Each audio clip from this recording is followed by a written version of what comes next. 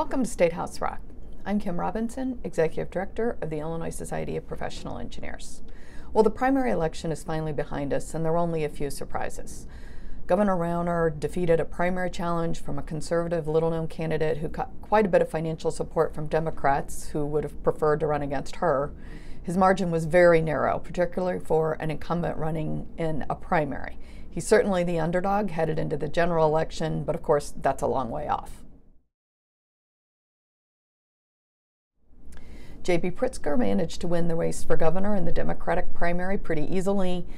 He's got his own baggage, though, so buckle your seatbelts for what is certain to be a long, expensive, and nasty campaign season. Governor Rauner certainly won't be able to outspend Pritzker, so this is going to be quite a fight. For his part, Rauner will need to find a message that resonates and stick to it. Pritzker's acceptance speech was hopeful and visionary.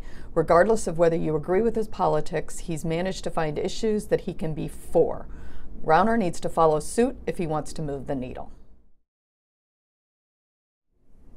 Pat Quinn, despite being on a statewide ballot many times, I've actually lost track of his many races, failed to beat Senator Kwame Raoul in the Democratic race for Attorney General. He'll face off against Erica Harold in the fall. A race that was being closely watched by all who care about transportation issues at the federal level was Dan Lipinski's congressional primary. This one is an important victory for engineers because of Congressman Lipinski's role in the U.S. House of Representatives Transportation Committee. Lipinski managed to eke out a win.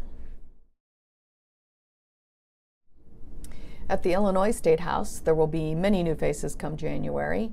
A record number of legislators are vacating their seats this time around, so there will be a whole new crop of representatives and senators to get to know. The General Assembly is now on break through April 8th. Issues that are still pending for this session include a landscape architecture licensing bill, which ISPE opposes.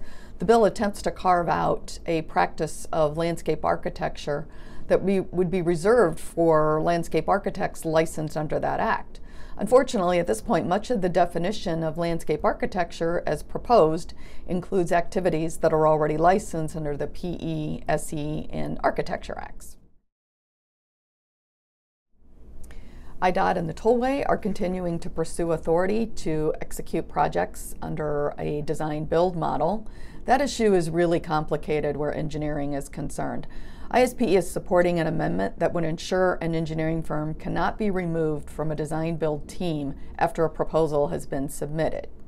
The amendment is based on experience gained in other states where engineering firms are sometimes used to secure a project and then subsequently replaced when the contractor secures more favorable terms from an alternative firm. The recent bridge collapse in Florida will rightfully shed a spotlight on design-build and that process. We don't yet know everything about what happened, but it does appear that the design-build team on the project was led by a general contractor. It'll be important to understand whether the engineers involved had the ability to independently execute their obligation to protect public health, safety, and welfare. Until we know more, I would anticipate that this may dampen the appetite for more design-build authority here in Illinois. Until next time, thanks for watching Statehouse Rock.